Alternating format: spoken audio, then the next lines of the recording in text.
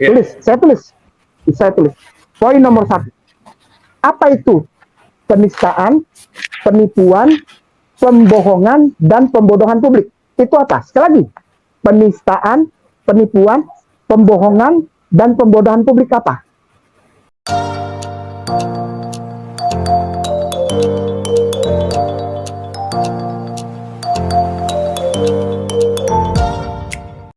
Halo teman-teman, berjumpa lagi dengan saya.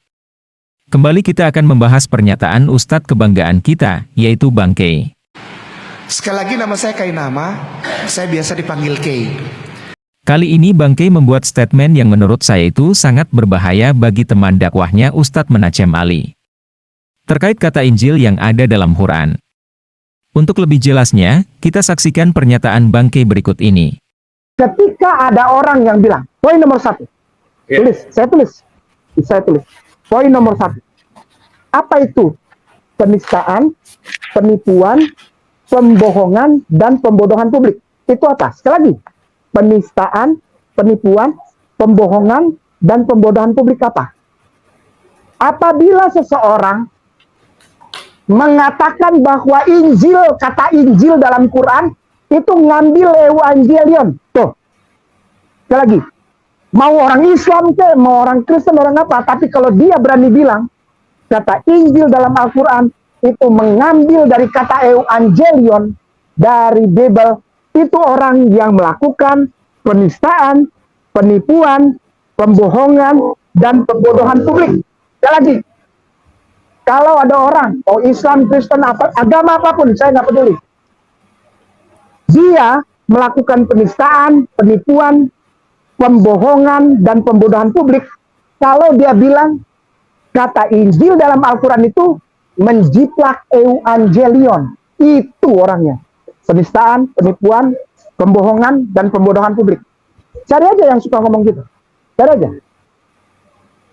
Itu 4 pasal kena itu orang. Nah, loh. Ya, baik. Kita sudah dengarkan bersama, bagaimana Bang Kay mengatakan bahwa, jika ada orang, baik Kristen atau Islam yang mengatakan bahwa, kata Injil itu diambil dari bahasa Yunani. Orang tersebut menurut Bang Kay, sedang melakukan penistaan, penipuan, pembohongan dan pembodohan publik. Ngeri teman-teman, pernyataan Bang Kay. Karena pernyataan ini justru senjata makan tuan. Apa yang disampaikan Bang Kay ini bertentangan dengan pakar filologi Muslim sendiri.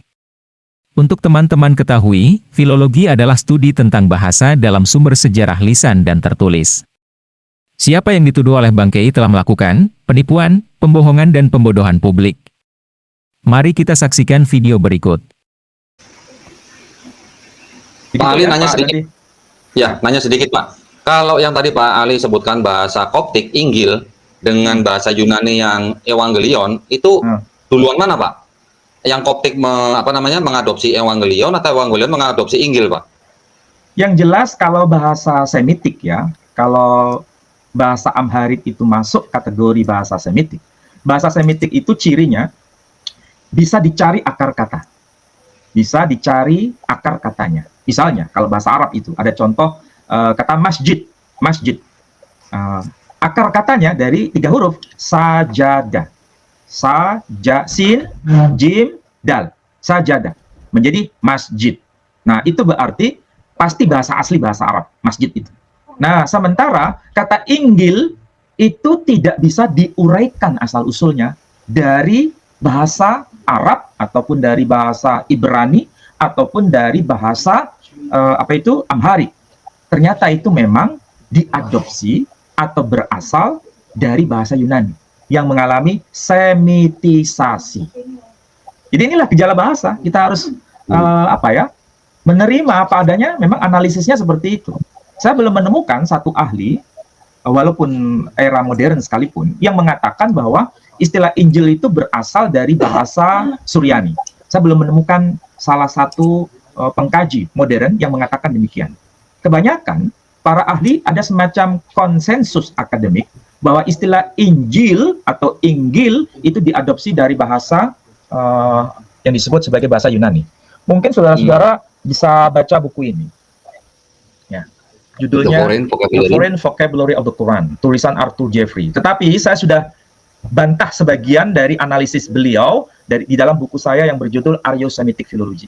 Jadi salah satu alasan kenapa saya membahas dalam buku saya Aryo-Semitic Philology, hal yang paling mendasar saya mencoba untuk membantah sebagian argumentasi dari Arthur Jeffrey. Bukan berarti ini benar 100%.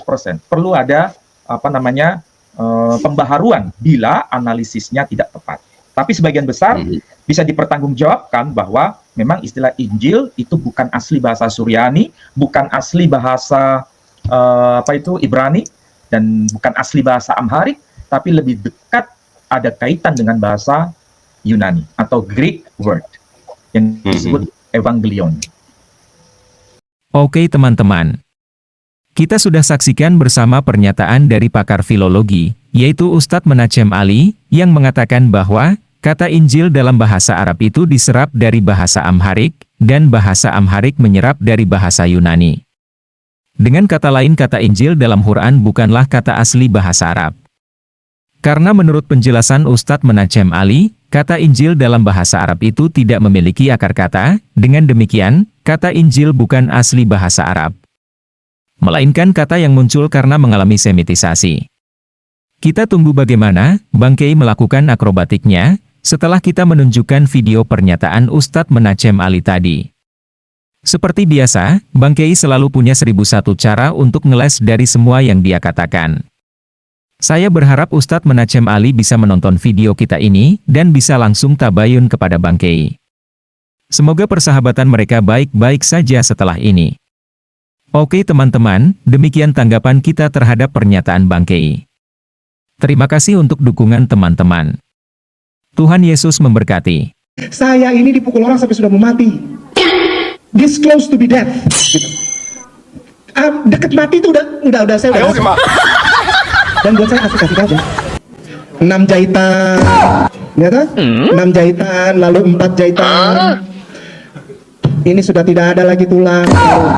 Di sebelah sini 3, di sebelah sini 2. Asik, kita bisa main hitung-hitung. 3 tambah 2, 5. Untuk apa? Untuk apa? Supaya kita tahu bahwa pukulan softball itu keras. Jangan kau main-main dengan pukulan softball lalu kau pukul temanmu dengan pukulan softball. Bat softball itu keras. Dia bisa hancurkan ini si hitam ini dari atas sampai bawah, karena tulang langit-langit pun itu harus operasi karena dia pukul pakai pukulan softball, dan dokter tidak bisa jahit selain harus operasi karena ini tulang rawan. Begini saudaraku, Islam itu mahal. Iya. Halo teman-teman, ini ada fitur baru dari YouTube, di mana teman-teman bisa mensupport channel Pil Pahit dengan cara mengklik thanks seperti ini, lalu akan muncul pilihan jumlah nominal yang teman-teman bisa support. Setelah itu kirim, teman-teman bisa mengirim dengan berbagai aplikasi seperti yang ada di layar. Terima kasih untuk dukungan teman-teman.